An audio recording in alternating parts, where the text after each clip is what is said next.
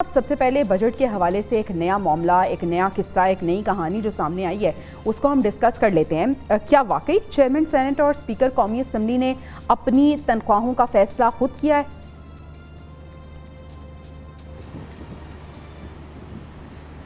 دیکھیں، یہ ministry of جو پارلیمنی افیئر ہے اس کا نوٹیفیکیشن ہے اور یہ 29 مئی کو نوٹیفیکیشن جاری ہوا تھا۔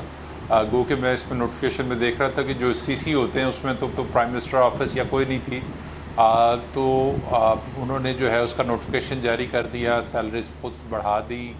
یقینی طور پر اس کا فیصلہ فنانس کمیٹی کے اندر ہوا تھا۔ اب اس کی کوئی آنرشپ لینے کو تیار نہیں ہے، کیونکہ تنقید کی جا رہی ہے کہ ایک طرف آپ عوام کو جو ہے آپ اس کو ریلیف دینے کو تیار نہیں ہے۔ آپ نے سیلریز اس لیے 10% بڑھائیں، پینشن 7% بڑھائی کہ ہمارے پاس پیسے نہیں ہیں، اور دوسری طرف جو ہے وہ آپ نے اپنی مراد جو ہے وہ اتنی بڑھا لی کہ 2 لاکھ سم تھنگ سے جو ہے آپ 21 لاکھ پہ چلے گئے، اور دوسری طرف اس سے پہلے آپ نے ارکان اسمبلی کی تنخواہیں جو ہیں وہ جو ہے اسی طرح لاکھوں میں بڑھا دیں۔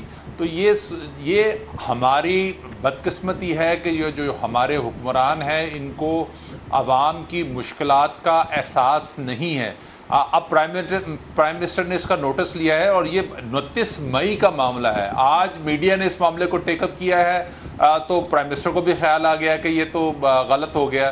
بھئی اگر آپ کیا کرنے کے لیے بیٹھے ہیں؟ کس نے چیک اینڈ بیلنس رکھنا ہے؟ جس کا جو دل چاہے، جس طرح جس کی جو مرضی ہو وہ کرتا پھرے۔ اب آپ یہ دیکھیں کہ اسپیکر کی جو تنخواہ ہے اس کی بڑھنے کے بعد جو قومی اسمبلی کا جو بجٹ انہوں نے بڑھایا ہے، کابینہ کے اخراجات وہ 35 سے 68 کروڑ کر دیے ہیں۔ ارکان اسمبلی کا جو قومی اسمبلی کے ارکان ہیں ان کا جو بجٹ پہلے 2 ارب تھا وہ 5 ارب اس پہ لے گئے ہیں۔ سینٹ کا جو 56 کروڑ تھا اس کو 1 ارب کے اوپر لے گئے ہیں، اور دوسری طرف جو غریب کی کم از کم تنخواہ رکھی ہے وہ 37,000 ہے۔ اس میں وزیر خزانہ صاحب فرماتے ہیں کہ 37,000 اس لیے رکھی گئی ہے کیونکہ نجی شعبہ نہیں مان رہا تھا، یعنی کہ حکومت غریب کی آنرشپ لینے کو تیار نہیں ہے۔ اور دوسری طرف وہ لاجک پیش کر رہے ہیں کہ جو ارکان اسمبلی ہے ان کی 2016 میں جو ہے وہ تنخواہ بڑھی تھی، اس کے بعد سے نہیں بڑھی تھی۔ ان 9 سالوں کے اندر اگر مہنگائی جو ہے وہ بڑھی ہے تو اس کا نقصان تو عوام نے اٹھایا کہ نہ کہ یہ جو اوبلائج لوگ ہیں انہوں نے اٹھایا ہے۔ اب آپ یہ دیکھیں کہ ایک تو تنخواہیں بڑھا لی، 9 سالوں کی اگر ہم بات کریں تو نہ تو عام عوام کے لیے کچھ آسانی آئی ہے، نہ ہم دیکھتے ہیں کہ سیلریڈ پرسن جو لوگ ہیں ان کی تنخواہوں میں اضافہ ہوا ہے، لیکن ان کی تنخواہوں میں کیونکہ 9 سال سے اضافہ نہیں ہوا واگا صاحب، تو 2.5 لاکھ سے 21 لاکھ۔ اور اس کے بعد اب یہ جو خبر آئی ہے کہ خود سے انہوں نے فیصلہ کیا تھا، وزیراعظم صاحب نے اس کا نوٹس لے لیا ہے۔ یہ اس پارلیمنٹ کا بجٹ ہے جس کی عوام جو ہے وہ بھوکی مر رہی ہے اور اتنی غریب ہے کہ وہ اب 2 وقت کی روٹی افورڈ نہیں کر رہی۔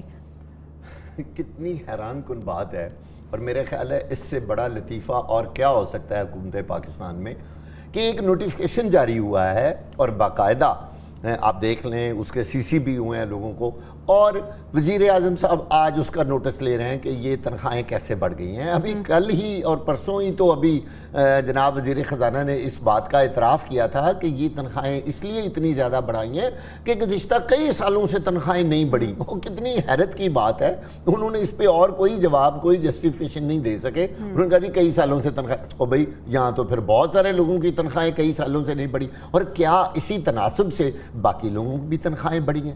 مجھے سمجھ نہیں تھی ان کو کون سے سرخاب کے پر بڑا امپورٹنٹ ہے، کون سے سرخاب کے پر لگے ہوئے ہیں؟ آپ بتائیں یہ وہ کون سا کام ہے جو یہ ایسا کرتے ہیں جو باقی لوگ کام نہیں کرتے، اور ان کو اتنی زیادہ مرات۔ اس میں اہم ترین بات آپ دیکھیں، جتنے ممبران اسمبلی ہیں وہ منتخب ہونے سے پہلے ہی ارب پتی ہوتے ہیں۔ کوئی ایک شخص مجھے بتا دیں جو سائیکل کی دکان پہ کام کرتا ہو، جو مزدور ہو، جو دھوبی ہو، جو نائی ہو، جو عام عوام میں سے کوئی ایک ممبر اسمبلی مجھے آپ نکال کے دکھا دیں۔ آپ ان کی بیک گراؤنڈ چیک کریں، آپ جب ان کے الیکشن کی جب کمپین ہوتی ہے تو جن اراکین اسمبلی کے پاس 20 لینڈ کروزر اور کروڑوں روپیہ ایک الیکشن پہ لگا کے یہ جیت کے آتے ہیں، ان کو تنخواہ دینے کا حقیقت میں تو کوئی حق ہی نہیں ہے۔ حکومت پاکستان کو خدا کا واسطہ ہے عوام کے لیے کچھ سوچیں۔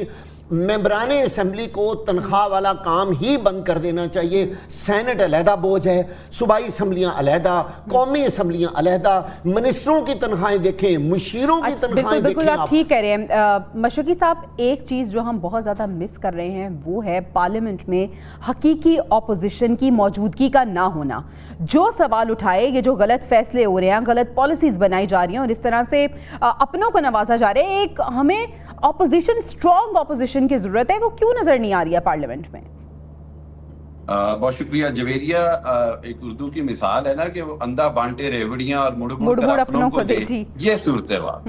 ایمانداری کی بات یہ ہے کہ اتنے ظالم ہیں, ان حکمرانوں کو شرم نہیں آتی ہے, ان کو سمجھ نہیں آتی ہے کہ عوام اپنی بھوک کاٹ لیں گے اگر یہ ان کے ساتھ مل کر بھوک کاٹنے کا فیصلہ کر لیں. عوام جو ہے وہ اپنی تنگی اور اس کے اوپر جو ظلم ہو رہا ہے وہ شاید برداشت کر لے اگر ان کو یہ لگے کہ شاید یہ حکمران طبقہ اشرافیہ جو ہے یہ بھی کہیں نہ کہیں کوئی قربانی دینے کو تیار ہے. بلکہ یہاں تو اتنا عجیب و غریب لاجک دیا گیا جی کہ 2016 میں نہیں بڑھائی تو اب 10 سال کی بڑھائی, پھر ان کو کوئی 2-4 ارب روپے بھی ساتھ دے دیں, معافی نامہ بھی دے دیتے ہیں ہم چیئرمین سینٹ کو اور جن کی تنخواہیں بڑھائی گئی ہیں کہ جی ہم نے غلطی کر دی. حکومت نے, سرکار کو ایک معافی نامہ بھی دے دینا چاہیے تھا 7-10 سال کا.